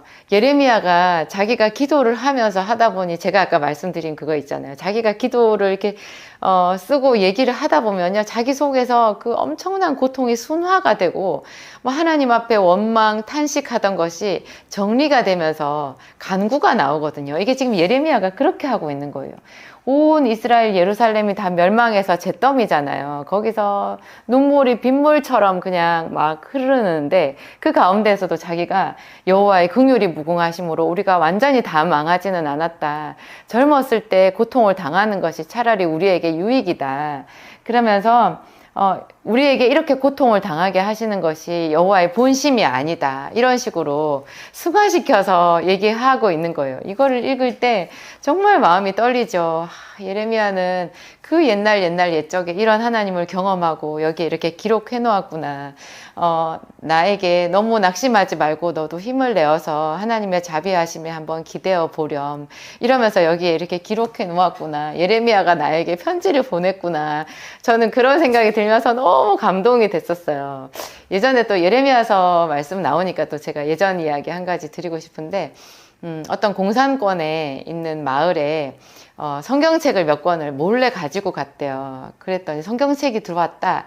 이 소리가 들리니까 마을 사람들이 그냥 전부 다 입을 이렇게 해가지고요. 그냥 삭삭삭삭 이렇게 모이더래요. 너무 너무 좋은데 막 어떻게 해야 될지를 모르면서 모여가지고, 근데 성경책이 이제 한 사람에 한 권씩 줄 수가 없으니까 이거를 66권이잖아요. 그래서 66개로 잘라가지고 한 사람한테씩 줬다는 거예요. 뭐 마태복음이나 요한복음이 걸린 사람들은 좋았겠지만 예레미야서가 걸린 사람이 있었던 거예요. 여러분, 예레미야는 별명이 눈물의 선지자잖아요.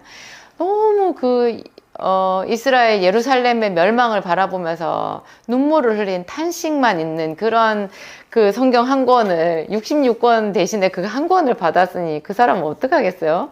근데 그분이 이렇게 말했대요. 예레미야서를 받은 그분이 이렇게 말씀하셨대요. 자기는 너무 행복하다고.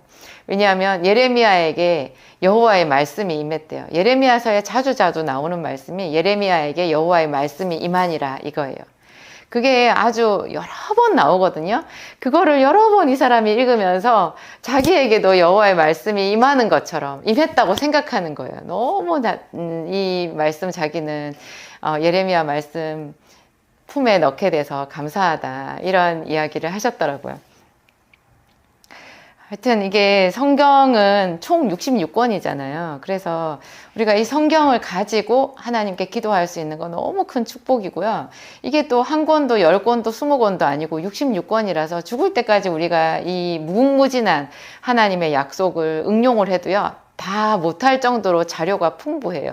목사님들도 정말 좋겠죠. 목사님들 설교 자료 성경 66권 이거 얼마나 풍성해요. 그리고 교재가 너무 좋아가지고 어떤 목사님이 설교를 해도 은혜가 될 수밖에 없어요. 본래 학원 강사들도 교재 좋은 거 고르면 강의하기 쉽잖아요. 목사님들은 이 좋은 성경책을 평신도와 함께 받으셔가지고 여기서 또 특별히 기름 부음 받은 목사님들은 여기서 얼마나 좋은 말씀들을 더 많이 하나님이 또 이렇게 돋보기로 주시겠어요. 그래서 저는 너무 감사하다, 그런 생각이 들어요. 제가 이 성경을 지금 30년째 보고 있잖아요. 여러분들도 뭐 저보다 더 오래 보신 분들도 계실 텐데 20년이든 뭐 3년이든 1년이든 이제 보기 시작했든 여러분들 우리들의 성경을 읽는 그 눈과 입과 귀가 복이 있는 거죠. 요즘에는 유튜브에 듣는 성경도 있던데 여러분 그런 거 활용하시고요. 그 말씀을 가지고 기도하는데 활용해 보시기 바랍니다. 이게 성경 말씀은 암송을 위한 말씀이 있고 또 한 가지 제가 꼭 덧붙이고 싶은 거, 이 성경이 약속이거든요. 예를 들면 예수 그리스도께서 부요하신 자로서 가난하게 되심은 우리의 가난함을 부요함으로 바꾸기 위함이다라는 그런 고린도 후서 말씀이 있잖아요. 물질 때문에 큰 고민하시는 분들, 무엇이든지 믿고 구한 것은 받은 줄로 믿으라, 뭐 이런 구절이 있잖아요. 그런 구절을 수없이 반복하면서 하나님 앞에 구해 보세요. 이게 하나님은 세밀하신 하나님이고 정확하신 하나님이고 전 세계 어디에도 법이 있기 전에 이 하나님의 법을 우리에게 주셨거든요. 그래서 이 법 조문을, 이게 성경은 법 조문이에요. 이 몇 장 몇 절하는 이 법 조문을 하나님 앞에 올려드리고 여기에 있는 약속대로 저를 축복해 주세요 하면 더 하나님의 마음이 뜨거워지신대요. 그리고 하나님의 음성을 듣기 원하시는 분들도요. 왜 기도는 우리가 올려드리는 것도 기도지만 하나님이 주시는 말씀을 듣는 것도 기도거든요. 듣는 기도라고 하잖아요. 이거 잘 듣는 방법이 성경 말씀을 내 안에 많이 채워놓는 거예요. 처음에 하나님이 말씀을 주실 때는요, 성경에 있는 말씀으로 주로 주시거든요. 그게 하나님이 우리에게 말씀을 주시는 가장 손쉬운 채널이에요. 그래서 듣기 위해 혹은 하나님께 올려드리기 위해 모든 면에서 서투른 우리의 기도를 풍성하게 해주는 것이 이 교재이기 때문에 성경을 기도 교재로 활용하는 가장 좋은 방법도 이 노트에 기록을 해서 그걸로 활용을 한다라는 거죠. 제가 오늘 이 얘기하면서 조금 흥분이 되네요. 너무 좋아가지고 여러분들 중에 제 영상을 보는 몇 분이라도 단 몇 사람이라도 여러분들이 더 깊은 기도로 나아가고 또 제 영상을 보고 좀 더 심기일전해서 하나님을 만날 그런 큰 기대를 품고 기도를 시작하시게 된다면 제가 정말 기쁘겠어요. 너무너무 기쁘겠어요. 하나님께 감사하고 이러한 유튜브 채널을 통해서 만나 뵙는 여러분들 정말 제가 축복합니다. 제가 기도하고 마치겠습니다. 하나님 감사합니다. 우리가 기도하기를 원하시는 하나님, 우리의 기도를 하나님 시편의 말씀이 하나님의 말씀이 된 것 같이 당신의 말씀처럼 소중히 여겨주시는 인격적인 아버지 하나님, 감사합니다. 주 예수님도 이 땅에 오셨을 때 제자들에게 기도를 가르쳐 주셨습니다. 제자들이 기도를 가르쳐 달라고 했을 때 예수님 너무 기뻐하시면서 하늘에 계신 우리 아버지여, 이 기도를 우리에게 가르쳐 주셨습니다. 하나님, 우리 모든 성도들, 당신의 사랑하는 백성들, 제 이 영상을 보면서 기도하고자 마음먹은 초신자들까지도 하나님, 그들 마음에 역사하시고 하나님 큰 은혜를 베풀어 주셔서 입이 열리고 귀가 열리고 하나님께 소원을 아뢰어드리며 하나님, 우리의 생명을 구원하시는 그 귀한 하나님의 음성 들을 수 있는 귀한 기도의 시간 다 되게 하여 주시옵소서. 간절히 원하오니 성령 하나님, 영상을 보는 모든 분들에게 역사하시고 그분들의 삶이 하나님의 말씀으로 하나님께 올려드리는 기도로 기적이 일어나게 하옵소서. 예수님 이름으로 기도하였습니다.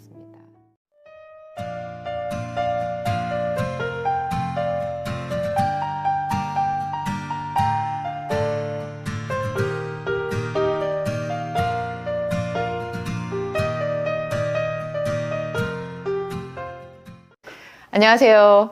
오늘도 기도학교 강의 시간입니다. 제가 또 여러분들에게 좋은 기도의 이야기 준비해가지고 떨리는 마음으로 이 자리에 앉았네요. 함께 해주시는 여러분께 정말로 감사하고 우리 다 같이 하나님의 보좌 앞으로 좀 더 나아가는 그런 시간이 됐으면 참 좋겠어요. 오늘 제가 말씀드리는 거는 기도를 통해서 우리 자신이 변화되어야 된다라는 거예요. 변화되어야 된다. 제가 성경에서 아주 좋은 예를 하나 찾아보았는데요. 그게 마태복음하고 마가복음에 공통적으로 나와 있는 가나안 여인, 수로보닉의 여인의 이야기예요. 여러분 아마 다들 잘 아실 거예요. 예수님께서 두로라고 하는 지역으로 가신 적이 있는데 그곳에서 가나안 여자, 수로보닉의 족속, 헬라 사람, 뭐 이렇게 이런 말이 이렇게 수식어가 붙는데요. 그런 여자 하나가 예수님께 다윗의 자손 예수여, 나를 불쌍히 여기소서, 내 딸이 흉악히 귀신 들렸나이다, 고쳐주소서, 뭐 이렇게 요구하는 장면이 나와요. 근데 그 장면은 마태복음에도 그렇고 마가복음에도 그렇고 너무나 이렇게 처음 접하면 우리들에게 충격을 안겨주거든요. 왜냐하면 예수님이 차가우세요. 예수님은 자기에게 나와서 간구하고 뭐 이렇게 부탁하고 하는 거를 너무 따뜻하게 이쁘게 봐주시는 분이신데요. 가끔 좀 차갑게 말씀하실 때가 있어요. 그런데 이 수로보닉의 여자에게 하신 말씀이 가장 차갑고 냉정해서 그냥 마음이 우리가 너무 깜짝 놀래요. 그거를 읽으면. 저는 한 10년 이상 그 말씀을 볼 때마다 이거는 내가 어떻게 소화시키고 어떻게 삼켜야 되나, 이 예수님을 내가 어떻게 받아들여야 되나, 무슨 비밀이 있는 것이지 하면서 고민하면서 제가 묵상하고 그랬었어요. 왜냐하면 예수님이 너무 냉정하게 대답을 안 하시거든요. 그 여자가 계속 쫓아오면서 얘기를 하니까 제자들이 오히려 예수님께 부탁을 해요. 주여, 저 여자가 자꾸 구하는데 어떻게 좀 해주세요. 그러니까 그때 예수님이 나는 이스라엘의 잃어버린 양 외에는 보내심을 입지 아니하였다. 이스라엘 집에 잃어버린 양 외에는 보내심을 입지 아니하였다. 그렇게만 말씀하시는 거예요. 저 여자는 이방인이라는 거예요. 예수님이 이방인에게 그렇게 행하시지는 않는데 좀 이상하죠. 그 여자가 또 더 가까이 와서 예수님께 또 간곡하게 말해요. 자기 딸을 고쳐달라고. 그러니까 예수님께서 거기서 한 말씀을 더 하시죠. 자녀의 떡을 취하여 개들에게 던짐이 마땅치 아니하다. 이렇게 말해요. 와, 이 말이 정말 압권이죠. 그 다음에 이 여자가 그 말을 얼마나 지혜롭게 말을 하는지, 지혜롭기도 지혜롭지만 도저히 흉내 낼 수 없는, 나는 저렇게 할 수 있었을까. 지금은 이제 그 내용을 보았으니까 제가 한번 따라해 볼 수 있겠지만 쉽지 않죠. 주여, 그렇지만 상아래 개들도 주인의 상에서 떨어지는 부스러기를 먹나이다. 주여, 올소이다마는 상아래 개들도 주인의 상에서 떨어지는 부스러기를 먹나이다. 이렇게 말해요. 상아래 개들도. 이 여자 정말 대단한 거죠. 저는 이 말씀 읽고 이 여인의 지경이 얼만큼 높은가. 예수님께서 바로 감동하세요. 그 여자에게 가라. 내 딸이 고침을 받았다. 내 믿음이 너를 구원하였다. 이렇게 말씀하시거든요. 이 여자와 예수님과 그 사이의 대화에 우리가 감히 쉽게 끼어들 엄두가 나지 않아요. 이것은요, 어떤 기도자의 중요한 한 가지를 우리에게 가르쳐 주고 있는데요. 기도를 하면 할수록 우리가 더 하나님 앞에 낮아지고 겸손해지고 어떤 하나님과 스파크가 일어나는 하나님이 나를 물리치시는 것 같은 그런 차가운 빙벽이랑 부딪힐 때가 있다라는 것을 얘기하는 거예요. 여러분 혹시 이런 경험 해보셨어요? 저는 아주 오래전에 이 여자가 했던 그런 경험, 비슷한 경험을 제가 한 적이 있어요.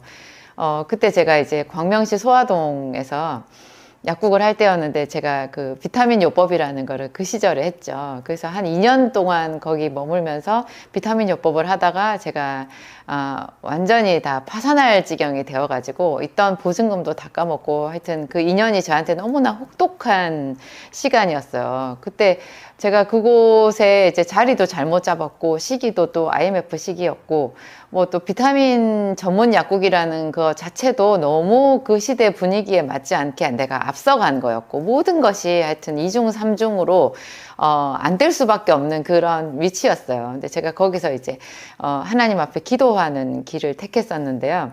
빼도 박도 못하니까 돈이 없어서 약국을 접을 수도 없고 하여튼 그랬어요. 그때 저는 너무너무 막막한, 게다가 제가 거기서 셋째 아이를 임신을 했었는데요. 그때는 셋째 아이를 가졌다 그러면 사람들이 전부 다 아래 위를 훑어보는 시절이었어요. 어머, 뭔 정신이야, 애를 또 가졌어? 저는 새 아이를 가졌는데 공교롭게도 3번 다 어떤 누구에게도 축복받지 못하는 그런 임신이었거든요. 저는 좀 특이한, 좀 억울한 상황이었어요. 3번 다 그랬어요. 지금은 하나님께서 거의 다 치료해 주셔가지고 웃으면서 말할 수 있지만 항상 아이의 출산에 대해서 이야기하면 눈물이 이만큼 나왔었거든요. 근데 그런 때 또 약국도 다 망하게 생겨가지고 배는 점점 불러오죠. 약국은 망하게 생겼죠.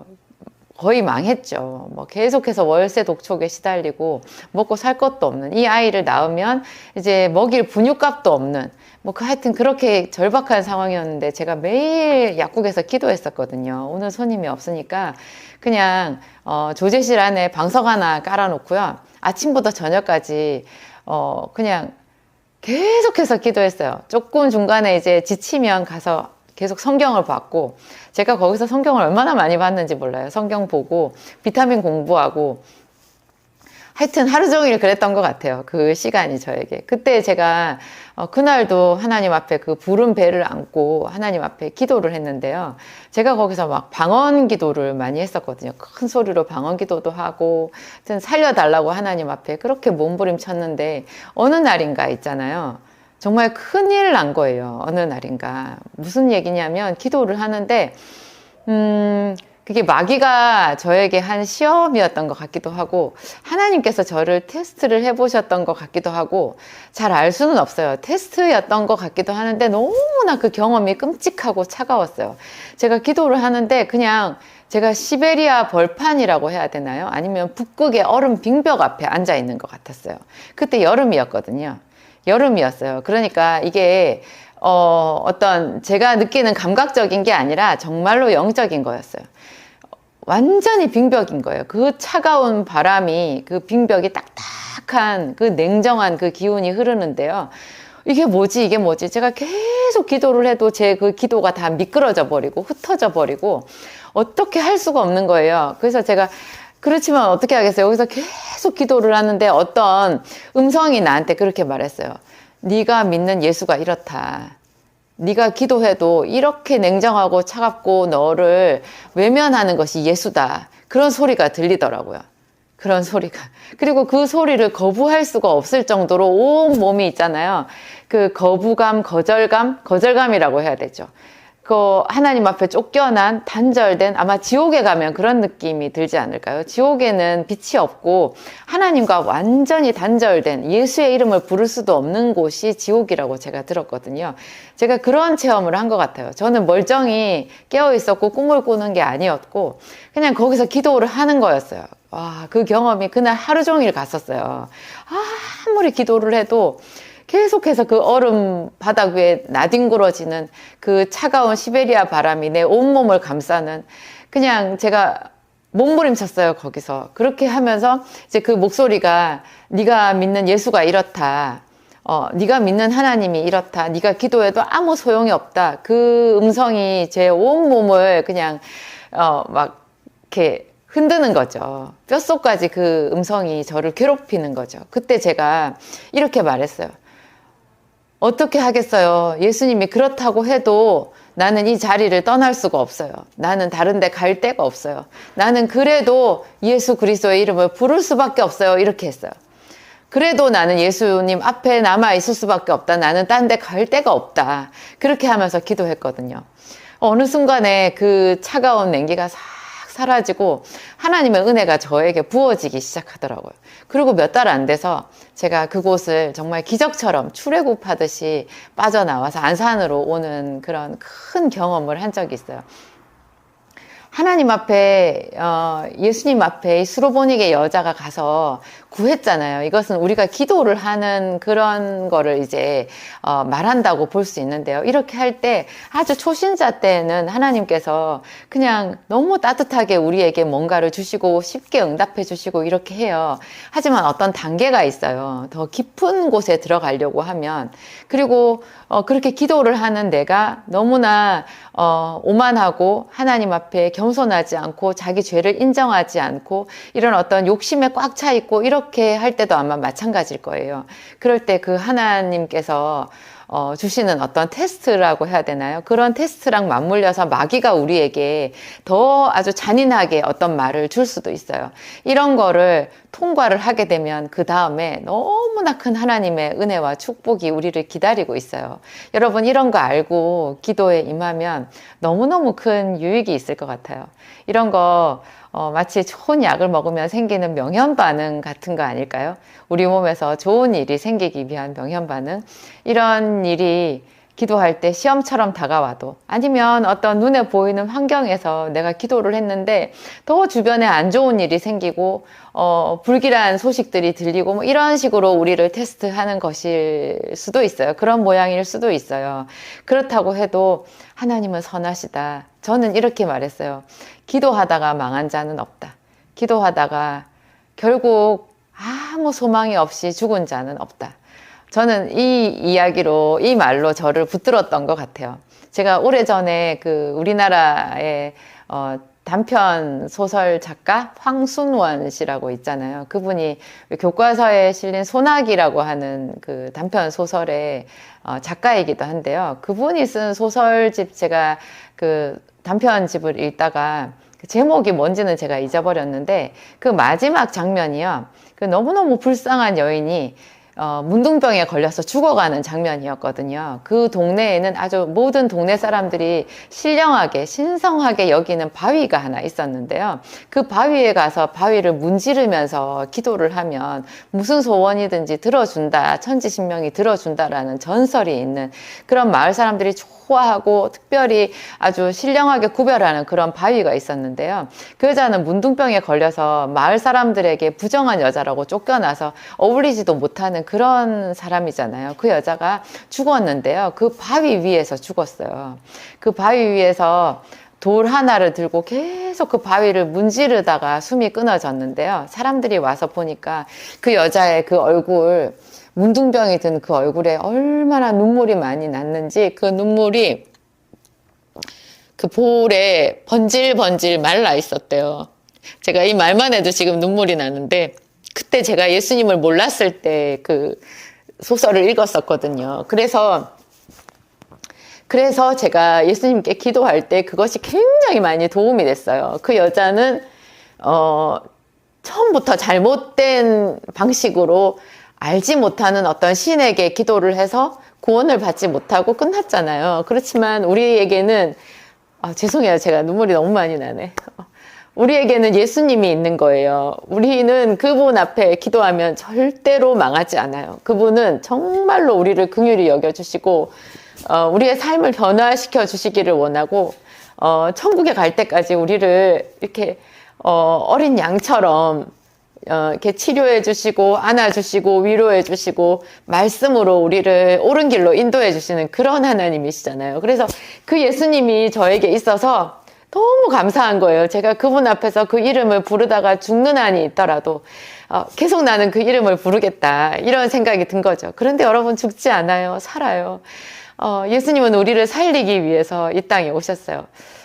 저처럼 제가 하는 이런 고백처럼 여러분들도 하나님께 고백하시고 어떤 삶에 있어서 어려운 일이나 이런 게 오더라도 우리가 겪는 이 고난이 하나님의 본심이 아니라는 거 아시고 기도로 돌파해서 다 이기시기 바랍니다. 오늘 제가 조금 격했는데 여러분들에게 좋은 메시지만 전달이 되었으면 좋겠어요. 제가 기도하고 마치겠습니다. 하나님, 우리 아버지 감사합니다.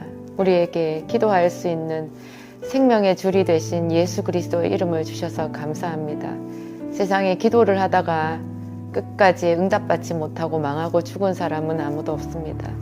하나님, 우리 아버지, 주는 우리 아버지가 되시고 우리를 대신하여 그 아들을 보내사 십자가에서 모든 죄를 다 대속하시고 우리에게는 좋은 것만 주시기 원하시는, 좋은 것만 주시는 그런 하나님이십니다. 그 하나님을 지금부터 영원까지 더 사랑하겠습니다. 하나님, 성령으로 기름을 부으셔서 이 시간에 동참하는 우리 모든 당신의 권속들, 당신의 자녀들에게도 더 깊은 기도로 인도하여 주시고 더 깊은 기도로 나아가서 하나님의 신령한 은혜를 체험하고 하나님 삶에서 축복의 통로가 되는 큰 기적을 베풀어 주시옵소서. 감사드리오며 예수님 이름으로 기도하였습니다. 아멘. 안녕하세요. 오늘도 기도학교 시작합니다. 오늘 제가 준비한 말씀은 여러분들에게 아주 특히 도움이 될 만한 깊은 기도로 나아가는 비결이라고 해야 되나요? 그런 것은 신앙 고백입니다. 제가 그 기도 시간을 정해 놓고 그 시간을 하루 종일 준비하면 너무 좋다고 말씀드린 적이 있는데 딱 그 정해진 기도 시간에 내 몸을 끌어서 그 자리에 앉혀 놓는 것, 그것이 이제 하나님이 너무 기뻐하시는 그런 모양이잖아요. 그래서 매일 시간과 장소를 정해 놓고 그 자리에 가서 앉아 있으면 어쩔 때는 나보다 먼저 하나님이 그 자리에 와서 나를 기다리시기도 한다. 특히 가기 싫은 날 더 그곳을 힘을 다하여서 그 시간을 예비하고 약속을 지켜서 그 자리에 자기를 앉히는 습관을 두는 것이 그 깊은 기도로 나아가는 중요한 습관이거든요. 그런데 그렇게 그 기도 시간을 이제 따로 떼어 놓는데 그 나머지 시간 있잖아요. 나머지 시간을 여러분 신앙 고백으로 한번 채워보세요. 그 신앙 고백이 예비 기도가 돼요. 그리고 또 우리가 정말로 기도를 할 때 그 기도문, 우리가 하는 기도의 말 속에도 그 신앙 고백을 집어넣어서 반복해서 해보세요. 그것이 너무너무 하나님을 감동시키는, 그래서 축복을 끌어오고 기적을 끌어오는 그런 강력한 힘이 있어요. 신앙 고백하면 여러분 뭔가 생각이 들 수도 있는데 우리가 신앙 고백하기로 하겠습니다, 이렇게 왜 목사님들이 말하면 사도신경 하는 거를 신앙 고백이라고 하잖아요. 사도신경은 가장 중요한 뼈대가 되는 우리의 신앙 고백이에요.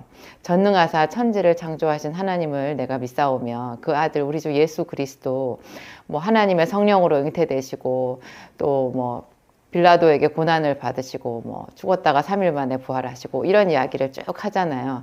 너무너무 중요한, 우리가 무엇을 믿는 건지 그 믿음의 어떤 실체를 고백하는 그 중요한 교리 내용이 사도신경 안에 다 들어있는데요. 지금 제가 말씀드리는 신앙 고백은 그런 사도신경의 어떤 근간을 이루는 그 깊은 그것 위에 이제 꽃이 피는 거예요. 그 아름다운 열매가 있잖아요. 그 신앙 고백의 열매를 하나님께 올려드리는 거죠. 예수님께서 사역을 하실 때 아주 그 사람들에게 감동을 받고 예수님이 기뻐서 막 칭찬해 주시고 하는 그런 장면이 복음서에 보면은 종종 나오잖아요. 그 사람들이 하나님께 칭찬을, 예수님께 칭찬을 받은 공통분모가 있는데 그것이 바로 그 사람들의 믿음이었어요. 예수님은 내 믿음이 너를 구원하였다. 바요나 시모나 내가 이 믿음 위에 교회를 세우리니 뭐 이런 이야기 나오잖아요. 바요나 시모나 이것은 예수 그리스도의 예수님의 수제자였던 그러니까 사도 베드로를 말하는 건데요. 왜 가이사랴 빌립보라는 곳에 가서 예수님께서 제자들에게 사람들이 나를 누구라고 하느냐 이렇게 물어본 유명한 장면 있잖아요. 그때 뭐 모세 선지자, 뭐 엘리야 뭐 그런 사람들 중에 하나라고 하던데요. 그러면 너희는 나를 누구라고 하느냐? 주는 그리스도시요 살아계신 하나님의 아들이십니다. 그때 베드로가 주는 그리스도시요 살아계신 하나님의 아들입니다 하고 딱 말해요. 이런 것이 베드로를 다른 사도들과 구별짓는 어떤 수제자로서의 면모를 보여주는 건 것 같아요.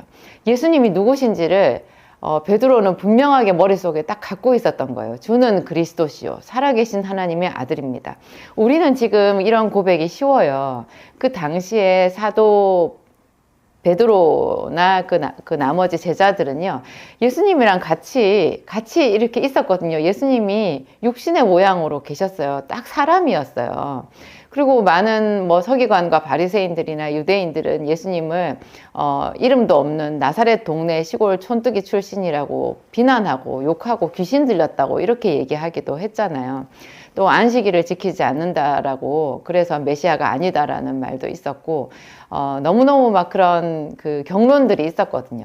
근데 자기랑 똑같이 먹고 자고 육신의 모양을 가지고 있는 그 예수님을 그 가르침을 듣고 사도 베드로는 주는 그리스도시요 살아계신 하나님의 아들입니다. 이렇게 고백한 거예요. 지금 요새 우리가 고백하는 거를 그거는 다 사도 베드로를 따라하는 거죠. 주는 그리스도시요 살아계신 하나님의 아들입니다. 베드로는 이런 모든 우리의 고백의 효시적인 말, 최초로 그런 말을 딱 고백을 한 거죠. 그러니까 예수님이 너무 기뻐하셔서 바요나 시모나 이렇게 말해요. 이것을 너에게 가르쳐 준 자는 혈육이 아니라 하나님이시다. 내가 이 믿음 위에 교회를 세우리니 너의 이 믿음 위에 교회를 세우리니 음부의 권세가 틈타지 못하리라. 이러면서 베드로를 너무너무 칭찬해 주시고 베드로에게 천국의 열쇠를 주신다고 그랬거든요. 네가 무엇이든지 땅에서 매면 하늘에서도 매이고 네가 무엇이든지 땅에서 풀면 하늘에서도 풀리리라 이런 거를 얘기를 하셨어요. 베드로뿐만이 아니에요. 성경은 그 모든 믿음의 사람들의 신앙 고백으로 가득 차 있어요. 신앙 고백. 여러분 어떤 신앙 고백이 떠오르세요? 저는 그 시편 제가 말씀드렸잖아요. 이 시편은 죽음을 통과하는 사람들이 읊조린 그런 기도들이에요. 몽땅 그런 기도예요. 이 시편을 많이 읽으면요. 그거 자체가 기도거든요. 왜냐하면 이 시편은 우리 머리로는 상상할 수 없는, 우리 머리로는 창조해낼 수 없는 그런 고차원적인 신앙 고백들이 이 속에 영감으로 가득 차 있는 거예요. 그래서 이거를 우리가 아멘, 아멘 하는 마음으로 읽어요. 그냥 무심하게 읽지 않고 이 한 구절 한 구절을 읽을 때 그 신앙 고백에 우리가 이 말 맞아요, 맞아요, 하나님, 이 말 맞아요, 아멘, 아멘 하면서 이거를 읽는 거예요. 그러면 이 기도에 우리도 같이 편승할 수 있는 거죠. 같이 하나님 앞에 칭찬받고 하나님 앞에 감동을 드릴 수 있는 그런 기도를 할 수 있는 거예요. 제가 오늘 여러분들에게 추천해 주고 싶은 시편이 몇 개가 있는데요. 이거 말고도 어느 거를 하셔도 돼요. 제가 오늘 예시로 얘기를 해보면 우리가 너무 잘 아는 시편 23편이요. 여호와는 나의 목자시니 내게 부족함이 없으리로다. 그가 나를 푸른 초장에 누이시며 쉴만한 물가로 인도하시는도다. 내 영혼을 소생시키시고 자기 이름을 위하여 의의 길로 인도하시는도다. 이 한 구절 한 구절이요. 이 수천 년이 지나도 색이 바래지 않는 정말 너무너무 영롱하고 아름다운 그 신앙 고백이 다 들어있는 거예요. 그리고 하나님이 어떤 분이신지를 이 믿음으로 다 선포를 해놓은 거예요. 성령의 감동으로 인하지 않고는 이런 시편이 만들어질 수가 없어요. 시편 23편 여호와는 나의 목자시니 이거 신앙 고백이거든요. 우리는 버려진 자가 아니에요. 목자는 정말 양들을 세심하게 살펴요. 어떤 양이 자기 양인지 양들에게 다 표시를 해놓거든요. 그런데 양이 보아도 자기 목자의 음성을 너무 이렇게 잘 알아듣는 거예요. 내가 내 양을 알고 양도 나를 아는 것이 아버지께서 나를 아시고 내가 아버지를 아는 것 같으니 나는 양을 위하여 목숨을 버리노라. 이거는 요한복음 10장에 나오는 예수님의 말씀인데요. 너무 좋지 않으세요? 내가 내 양을 알고 양도 나를 아는 것이 아버지께서 나를 아시고 내가 아버지를 아는 것 같으니 나는 양을 위하여 목숨을 버리노라. 이 마지막에 정말 눈물이 왈칵 쏟아지는 감동 구절이에요. 나는 양을 위하여 목숨을 버리노라. 예수님께서 저를 위하여 생명을 버리셨다고 오래전에 얘기하신 적이 있어요. 제가 엉뚱한 기도를 엉뚱하진 않아요. 그 당시에 저는 이제 너무 절박하고 힘들어가지고 하나님 앞에 떼쓰면서 기도했는데 제가 하나님을 믿지 못하고 너무 그 짜증이 나고 화가 나고 불평불만이 가득 찬 마음으로 하나님 앞에 기도했던 것 같아요. 그래서 하나님이 결국에는 제가 원했던 걸 다 주셨더라고요. 근데 그 당시에는 저는 거절의 의미로 받아들였는데 제가 이틀인가 금식하고 났을 때 하나님이 저에게 내가 너에게 내 생명을 주었는데 너는 나에게 뭘 달라고 하느냐 이렇게 말씀하신 적이 있어요. 제가 그때도 정말 많이 울었거든요. 안 주시겠다는 얘기 같지 않으세요, 여러분? 내가 너에게 내 생명을 주었는데 제가 속으로 그랬어요. 저만 위해서 죽으셨냐고요. 이 많은 사람들을 위해서 그 생명 다 주셨다고 하셨잖아요. 저에게 필요한 거를 달라고요. 지금 달라고요. 그러면서 제가 막 울면서 하나님 앞에 기도했는데 그거 어떻게 하겠어요. 그냥 내가 너를 위해서 내 생명을 주었다로 다 끝났다는데. 그래서 제가 안 되는구나. 나는 이렇게 아무리 몸부림치고 기도해도 하나님은 내가 원하는 거 주지 않으시는구나. 다른 사람한테는 잘도 주시더니 나한테는 거절하시는구나. 그래도 어떻게 나는 갈 데가 없어. 나는 하나님께 밖에 갈 데가 없어. 그냥 그분께 있어야 돼. 이렇게 말하고 그때가 제가 대학교 3학년 때였던 것 같아요. 아니 2학년 때구나. 대학교 2학년 때였던 것 같아요. 추석을 앞둔 때였는데 근데 하나님께서 제가 결혼하고도 한참 시간이 지났을 때요. 그때 그 말씀을 다시 하시더라고요. 그걸 다시 조명하시는 거예요. 그 뒤에 어떻게 되었니? 하고 저한테 물어보시더라고요. 그 뒤에요? 그 뒤에요? 그 뒤에요. 그때 제가 등록금 달라고 구했었는데 결국 하나님이 나한테 등록금 주셨었네요. 그랬어요. 그러니까 그게 거절이 아니었던 거예요. 그 뒤로는 내가 너를 위해서 내 생명을 주었다 그 말만 계속 곱씹는 거예요. 제가 신앙의 초신자였을 때는 생명을 주었다라는 그 말이 너무 별스럽지 않았어요. 그거 다 준 거 아니야? 그거 왜 그거 갖고 나한테 자꾸 생색이셔? 막 이랬거든요. 제가 얼마나 철이 없었어요. 근데 지금은 하나님 맞아요. 어떻게 저 같은 자를 위해서 생명을 주셨을까요? 어떻게 저를 위해서 그 채찍에 맞으셨을까요? 어떻게 그 하나님의 아들이라는 제목으로 죽으실 수가 있었을까요? 그 수치스러운 십자가에 달리실 수가 있었을까요? 그리고 능력으로 부활하셨을까요? 막 이렇게 제가 좋아하고 그래요. 하나님께 기도해도 응답이 없는 것 같을 때 내가 너를 위해서 내 생명을 주었다 그 말을 제가 붙잡죠. 이 시편 23편에 하여튼 이런 구절들 하나하나를 읽잖아요. 여러분 그 정해진 기도 시간 이외에 하루 종일 생활하면서 여러분 입에 수없이 되뇌어 보세요. 여호와는 나의 목자시니 내가 부족함이 없으리로다. 내가 사망의 음침한 골짜기로 다닐지라도 해를 두려워하지 않을 것은 주께서 나와 함께 하심이라. 그죠? 그 인자하심이 정녕 나를 따르니 내가 여호와의 집에 영원히 거하리라. 뭐 이런 구절들 중에 한두 구절만 해도 돼요. 그거를 하루에 7번 혹은 70번씩 여러분 반복하면서 선포해 보세요. 그러면 이상한 아주 신비로운 일이 있는데요. 이런 신앙 고백은 전부 다 긍정의 언어거든요. 그리고 내가 지금 힘들고 부족하고 내가 지금 죽게 생겼는데 병들어서 아파서 죽게 생겼는데 나는 다 나았다. 치료해 주시는 하나님 뭐 이런 거를 우리가 미리서 선포하는 거잖아요. 나는 하나님께 은혜를 입은 자다. 그분은 나를 사랑하신다. 나는 하나님 안에 영원히 거한다. 이런 거를 내가 선포한단 말이에요. 그러면 이 주변에 내 주변에 나와 하나님 사이를 이렇게 이간질하는 마귀들이 그 소리를 들어요.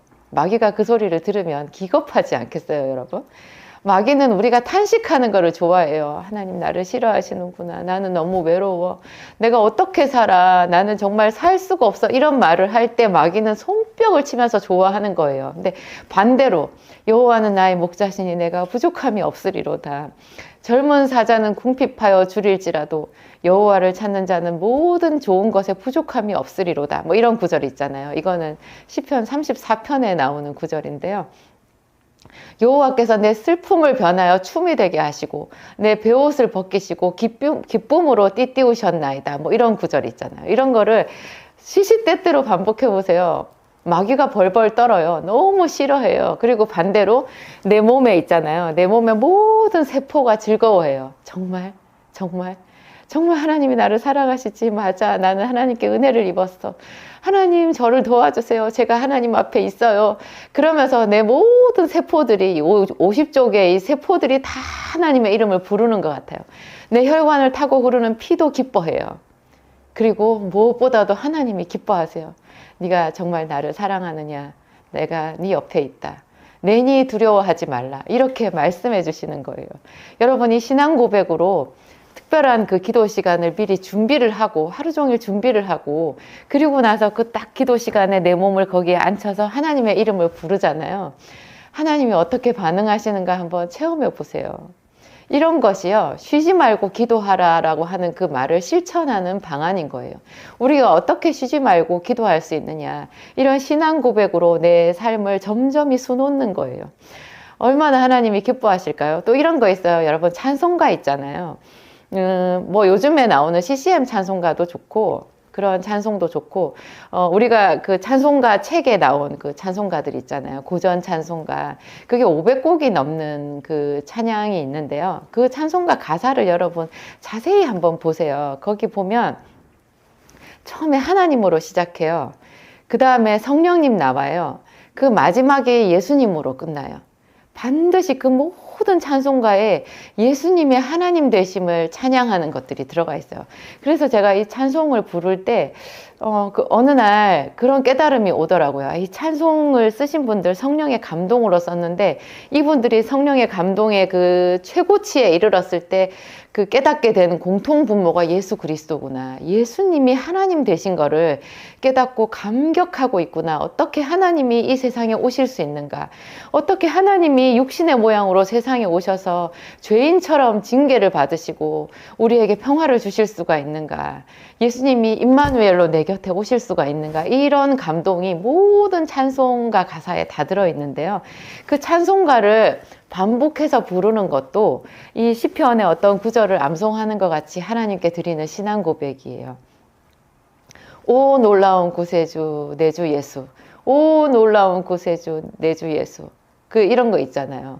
이것도 신앙 고백이죠. 오 놀라운 구세주 예수 내 주 참 능력의 주시로다. 이거를 곡조를 붙여서 우리가 하루 종일 부를 수 있잖아요. 여러분 이런 것을 아멘 아멘 아멘 하면서 부르면서 딱 기도를 시작하든지 기도를 준비하는 그런 마음으로 있다가 그 기도 시간 1시간이든지 30분을 채워보세요. 기도의 밀도가 얼마나 달라지는지 몰라요.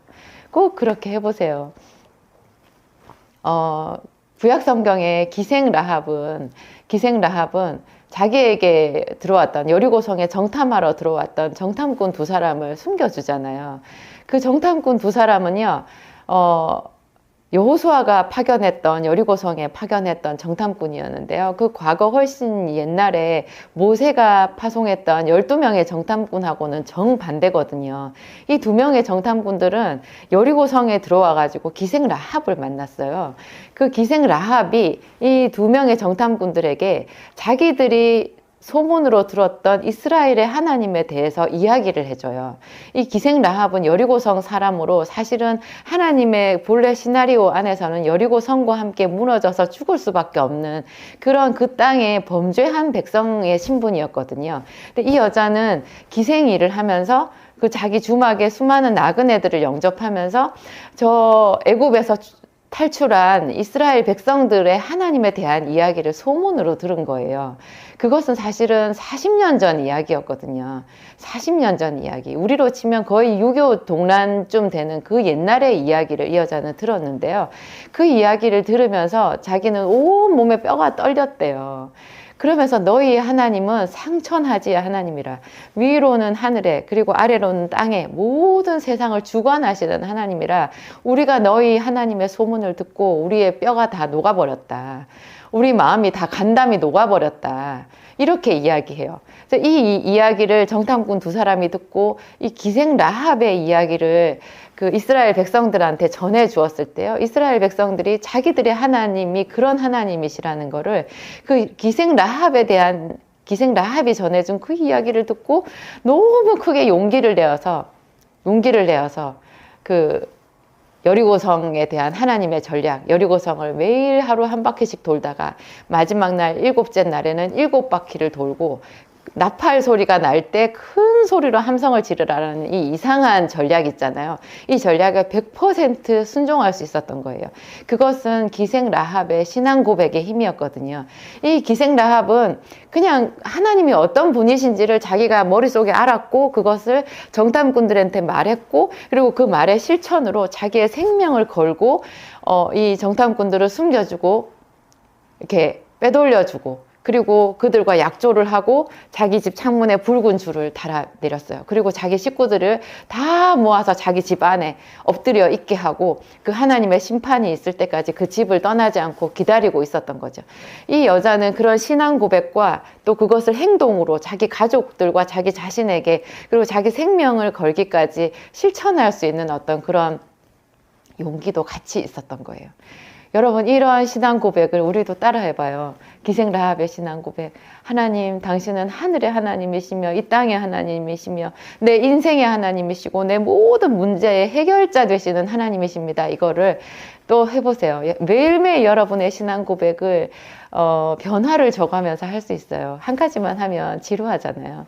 또 다른 변화, 또 다른 사람의 어떤 신앙 고백을 내가 또 따가지고 와서 그걸 노트에 기록해가지고 그 노트를 바라보면서 암송하면서 또 외워보고 그러면서 하나님 앞에 나아갈 수 있는 거죠. 여러분의 기도가 크게 하나님을 감동시키는 그런 기도가 될 줄 믿습니다. 오늘 제가 기도하고 마치도록 하겠습니다. 사랑의 하나님, 능력의 하나님, 우리 아버지가 되어주셔서 감사합니다. 아버지 하나님은 우리 아버지 하나님이십니다. 우리의 부모가 되시고 하나님 우리를 당신의 자녀 삼으시고 독생자 예수 그리스도를 아낌없이 우리에게 주시기까지 우리를 너무너무 사랑하신 아버지이십니다. 그 아버지의 이름을 날마다 의지합니다. 날마다 아버지의 성품을 더 많이 배우고 아버지와 그 성품을 따라서 우리가 삶을 변화시키고 하나님을 기쁘시게 하기 원합니다. 이 시간에 함께하는 당신의 모든 자녀들에게 성령께서 역사하시옵소서. 깊은 기도로 인도하여 주시옵소서. 우리의 신앙 고백이 하늘문을 열게 하옵소서. 더 깊은 신앙 고백으로 나아가도록 주의 모든 자녀들을 어루만져 주시옵소서. 아버지 하나님 사랑합니다. 영원히 사랑합니다. 아버지 하나님 의지합니다. 더 담대히 하나님을 신뢰하고 날마다 기쁨과 감사함으로 말씀의 떡을 떼며 하나님께 기도하겠습니다. 연약한 우리들을 붙들어 주시옵소서. 또 붙들어 주시옵소서. 성령님께 의탁드립니다. 예수 그리스도의 이름으로 기도하였습니다.